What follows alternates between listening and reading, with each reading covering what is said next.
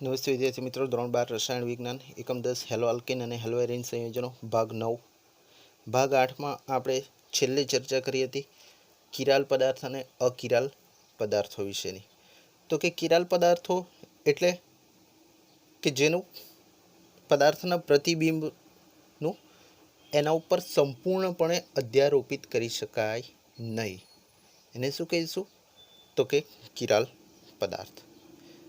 બરાબર છે મિત્રો. હવે આજનો જે ટોપિક છે એ છે અસમમિત કાર્બન અથવા અવકાશ કેન્દ્ર. તો એને શું કહેવામાં આવે છે? તો કે જો કાર્બન સાથે જોડાયેલા બધા વિસ્થાપકો, મતલબ કે કોઈ પરમાણુ અથવા તો એની સાથે જોડાયેલા ક્રિયાશીલ સમૂહ જો જુદા જુદા હોય તો અણુનું પ્રતિબિંબ એના મૂળ અણુ ઉપર અધ્યારોપિત થતું નથી, અને આવા કાર્બનને અસમમિત કાર્બન કહે છે. અને અણુની આ અસમમિતિ છે એ કાર્બનિક સંયોજનમાં પ્રકાશ ક્રિયાશીલતા માટે જવાબદાર હોય છે. છેલ્લે જ્યારે આપણે જોયું હતું ત્યારે એક આપણે ઉદાહરણ જોયું. શેનું? તો કે કેપિટલ બી. એની મિરર ઇમેજ કંઈક આ પ્રકારે હોય. હવે એને સંપૂર્ણપણે અધ્યારોપિત કરી શકાય નહીં. આ જ બાબતને આપણે આગળ વધારવાની છે. સમજાયું મિત્રો? તો અહીંયા જુઓ, તો કે જો કાર્બન સાથે જોડાનારા બધા વિસ્થાપકો જુદા જુદા હોય તો અણુનું પ્રતિબિંબ તેના મૂળ અણુ પર સંપૂર્ણપણે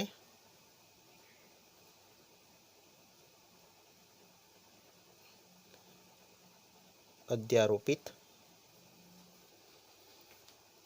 થતું નથી. અને આવા કાર્બનને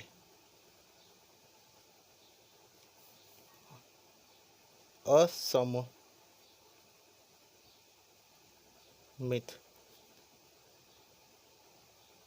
કાર્બન કહે છે. અને જે અણુની સમમિતિ છે, આ જે અણુની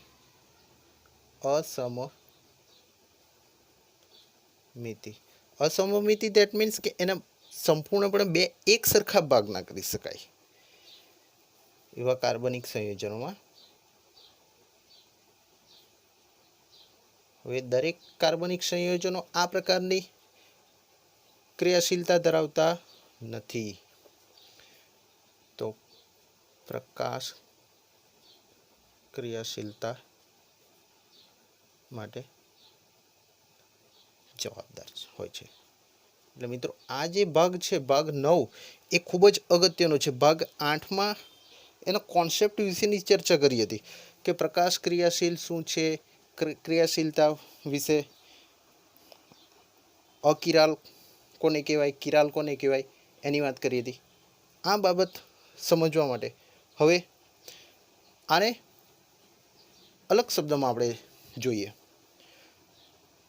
તો કે કાર્બન પરમાણુ સાથે જોડાયેલા, અહીંયા જુઓ, કાર્બન પરમાણુ સાથે જોડાયેલા, કાર્બનની વેલેન્સી કેટલી? તો કે 4. એટલે એની સાથે જોડાયેલા ચારેય પરમાણુ કે સમૂહ જુદા જુદા હોય, ભિન્ન હોય, તો એને કિરાલ કાર્બન કહે છે, જેને એસ્ટરિક સાઇન વડે દર્શાવવામાં આવે. આ જે સાઇન છે એને કહીશું એસ્ટરિક સાઇન. એટલે આ જે કાર્બન છે એ છે કિરાલ કાર્બન. એટલે મિત્રો ઉપરની ડેફિનેશનને આપણે બીજા અન્ય શબ્દોમાં ફેરવી નાખી છે. તો કે કાર્બન પરમાણુ સાથે જોડાયેલ પરમાણુ અથવા સમૂહ ભિન્ન હોય તો તેને કિરાલ કાર્બન કહે છે. આનો મતલબ શું થયો કે અહીં A is not equal to B is not equal to C is not equal to D. જ્યાં A B C D એ શું છે? ક્યાં તો પરમાણુ છે અથવા તો સમૂહ છે. બરાબર છે મિત્રો. બીજી એક બાબત ખાસ નોંધનીય છે કે જે કાર્બન છે એ કાર્બન sp3 સંકૃત હોવો જરૂરી છે. ખાસ કોઈપણ કિરાલ કાર્બન હોવા માટેની પ્રાથમિક શરત એક તો કે કાર્બન sp3 સંકૃત હોવો જોઈએ. બીજી બાબત કે એની સાથે જોડાયેલ સમૂહ અથવા પરમાણુ કેવા હોવા જોઈએ? ભિન્ન હોવા જરૂરી છે. એટલે આ નોટ ખાસ ધ્યાન પર રાખવી. જેમ કે અહીંયા એક ઉદાહરણ જોઈએ.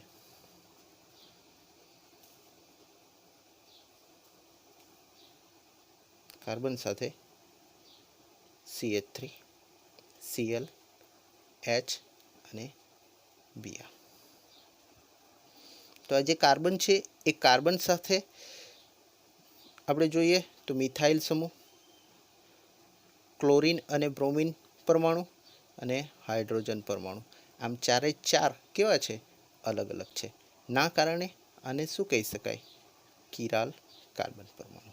બીજી એક શરત, આ તો શરત ફૂલફિલ થઈ ગઈ. સાથે સાથે જે કાર્બન છે એ કયો છે? sp3 સંકૃત કાર્બન છે. તો મિત્રો હવે ખ્યાલ આવે છે કિરાલ. હવે બીજી બાબત, અસમમિત મતલબ કે આપણે જો બાબત આ અણુ છે, અણુના ભાગ કરીએ તો બંને તરફના પરમાણુ અલગ અલગ દર્શાવે છે. મતલબ અસમમિત છે, ડિસિમેટ્રિક. આગળ એક અન્ય ઉદાહરણ જોઈએ એની જ સામે. દાખલા તરીકે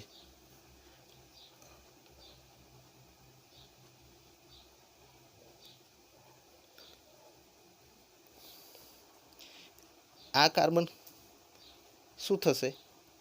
અહીંયા આપણે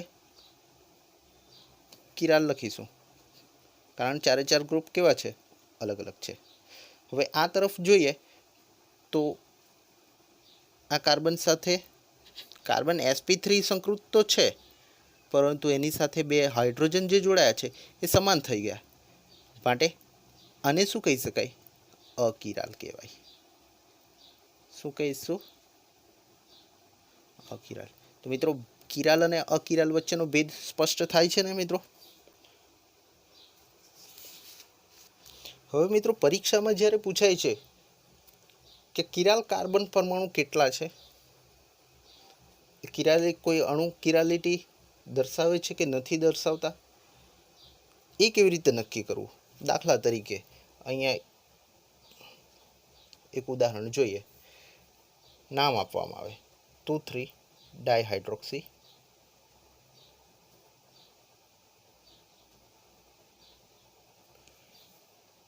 પ્રોપેનોઇક એસિડ. અત્યાર સુધી આપણે જે બે ઉદાહરણો જોયા એના કરતાં કોઈક અલગ ઉદાહરણ છે. શું આપ્યું છે? IUPAC નામ આપ્યું છે. એટલે IUPAC નામ ઉપરથી આગળ પણ ચર્ચા કરી છે કે ક્યારેક ને ક્યારેક ડાયરેક્ટલી ઇનડાયરેક્ટલી બાબતો આવતી રહેશે.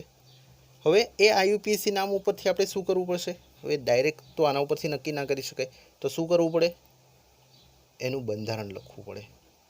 બંધારણ લખવા માટે IUPAC નામકરણ માટેના જે નિયમો છે એ નિયમને ધ્યાન પર રાખવું પડે. અહીંયા જોઈએ ઓઇક એસિડ, મતલબ કે એમાં એસિડ સમૂહ તો ખરો જ. પ્રોપેન મતલબ 3 કાર્બનવાળો કોઈક સમૂહ છે, કોઈક અણુ છે. 1 કાર્બન આવી ગયો, બાકી રહ્યા 2 કાર્બન. 2,3 ડાયહાઇડ્રોક્સી, હવે એસિડ તરફથી નામકરણ આપવું પડશે. હાઇડ્રોક્સી મતલબ OH, અને અહીં આ જે બાબત છે એને આપણે પૂરી કરી. બરાબર છે મિત્રો. આ થઈ ગયો 2,3 ડાયહાઇડ્રોક્સી પ્રોપેનોઇક એસિડ. હવે આમાં આપણે ચેક કરવું પડશે. આપણી પાસે જુઓ 3 કાર્બન થયા, નંબર 1, નંબર 2 અને નંબર 3. તો આ સંપૂર્ણ અણુમાં કયો કિરાલ કાર્બન પરમાણુ છે, કેવી રીતે ચેક કરીશું? વારાફરતી એક જોઈશું. અહીંયા sp3 સંકૃત 2 શરત જોવાની, એક sp3 અને બીજું કાર્બન સાથે જોડાયેલા અન્ય 4 પરમાણુ અથવા સમૂહ ભિન્ન ભિન્ન હોવા જોઈએ. તો આ જગ્યાએ બેઝિકલી આ હોઈ શકે તો કે ના હોઈ શકે, કારણ કે માત્ર એની સાથે એક જ બાકીનો ભાગ જોડાયો છે એટલે. ત્યારબાદ બીજા કાર્બનની વાત કરીએ. એ પહેલાં છેલ્લા કાર્બનની વાત કરી લઈએ. તો કાર્બન સાથે અહીં જોઈશું તો આપણે એક હાઇડ્રોજન અહીંયા મૂકીએ, એક હાઇડ્રોજન અહીંયા મૂકીએ, મતલબ 2 હાઇડ્રોજન પરમાણુ એક સમાન થઈ ગયા, અને બાકીનો ભાગ આ 3. તો આ 2 હાઇડ્રોજન સમાન થઈ ગયા અને બાકીનો એક ભાગ રહ્યો, મતલબ આ પણ હોઈ શકે નહીં. તો વચ્ચેના ભાગમાં જોઈએ આપણે અહીંયા, અને આગળ પણ આપણે વાત કરી છે એની અવકાશીય ગોઠવણી અલગ અલગ છે. તો અહીંયા થશે HCC અને આ તરફ થશે તો કે CH2OH. હવે આપણે જોઈએ તો આ કાર્બન સાથે એક hydrogen, COOH group, OH group અને CH2OH બધા કેવા છે? અલગ અલગ છે. ના કારણે બીજા નંબરનો જે કાર્બન છે એ કાર્બનને કેવો થશે તો કે કિરાલ કાર્બન પરમાણુ. મતલબ અહીં એક કિરાલ કાર્બન પરમાણુ છે. બરાબર છે મિત્રો. વારાફરતી જેમ જેમ ઉદાહરણો જોતા જઈએ વધારે ક્લેરિફિકેશન આવતું જશે. બીજું જોઈએ તો કે 2 hydroxy propanoic acid.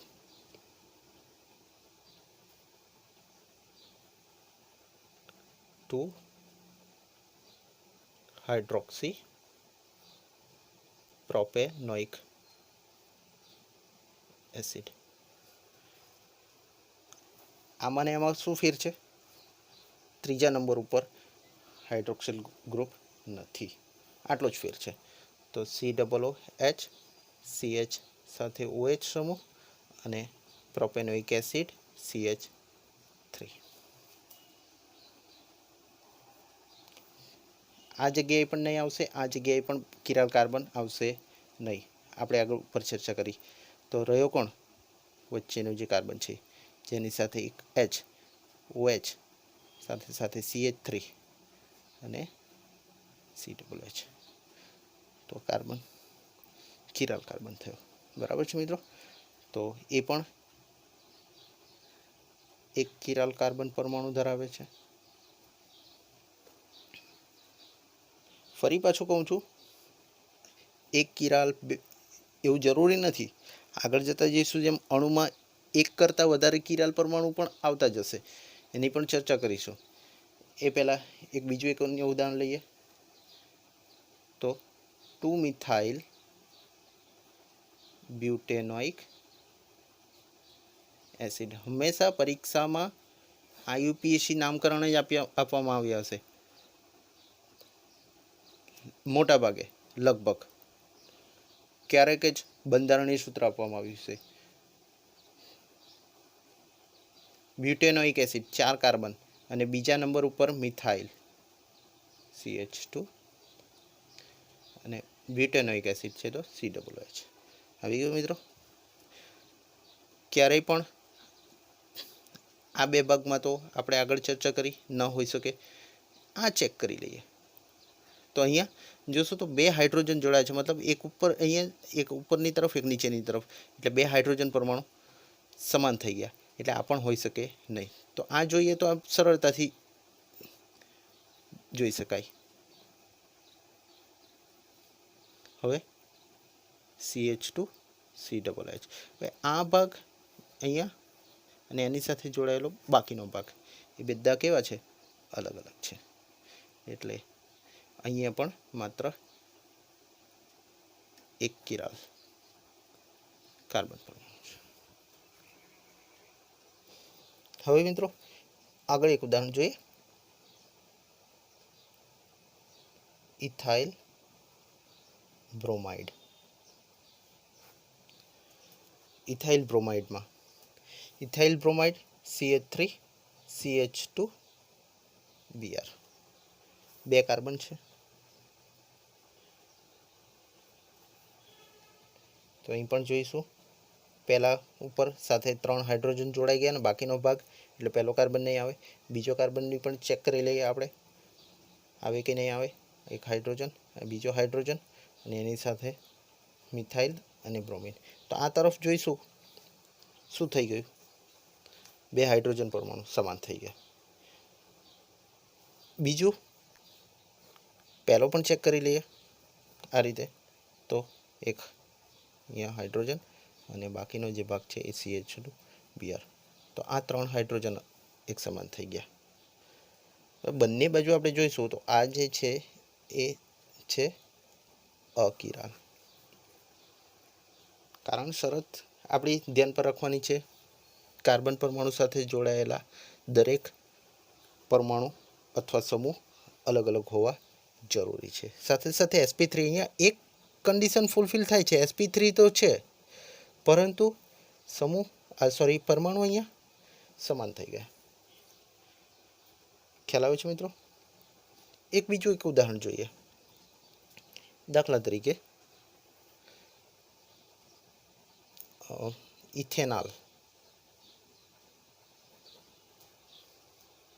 Ethanol Nal CHO સમૂહ અને એની સાથે બીજો એક સમૂહ એક કાર્બન CHO। હવે કિરાલ કાર્બન છે કે નથી કેવી રીતે નક્કી કરીશું? સમાન આ જ રીતે, તો અહીંયા પણ એક રીતે નક્કી કરી શકાય। બીજી એક બાબત ખાસ નોંધનીય છે આમાં જુઓ તો કે CH3 અને CHOને સામાન્ય રીતે આ પ્રકારે લખવામાં આવે છે, મતલબ અહીંયા આ કીટોન ગ્રુપ નથી। એક બાબત તો ખાસ આલ્ડીહાઇડ ગ્રુપ છે કે જેમાં કાર્બન અને ઓક્સિજન 2 દ્વિબંધથી જોડાયેલા છે, એટલે આ sp2 સંકૃત કાર્બન પરમાણુ છે। હવે બાકી રહ્યો આ એ છે પણ તો એની સાથે 3 હાઇડ્રોજન એક સમાન જોડાયા છે, ના કારણે એ શું થશે તો કે sp2 સંકૃત। આ પ્રકારે કંઈક એની ગોઠવણી થશે CHO અને CH3। તો અહીંયા જોઈશું તો આ થઈ ગયો sp2 સંકૃત, મતલબ આ પણ કેવું છે? અકિરાલ છે। એટલે આપણી પાસે બીજી એક શરત મળી અકિરાલ હોવા માટેની કે કોઈ પણ સમયે કોઈ પણ વખત sp2 સંકૃત કાર્બન પરમાણુ કિરાલ હોતો નથી। sp2 hybridized carbon atom cannot be chiral। For example આપણે વાત કરીએ એમ કીટોન એની સાથે જોડાયેલો છે દ્વિબંધ, કાર્બન કાર્બન દ્વિબંધ હોય, એસિડ હોય, C ટ્રિપલ બોન્ડ N, શેમાં તો કે ઇમાઇન એન્ડ ઓક્ઝાઇમમાં ઇમાઇન અને ઓક્ઝાઇમમાં રહેલ nitrile C triple bond N સમૂહ। તો આ બધા અકિરાલ છે। બીજું કાર્બોકેટાયન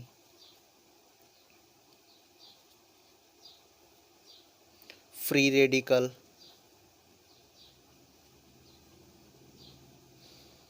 જે કેવા છે તો કે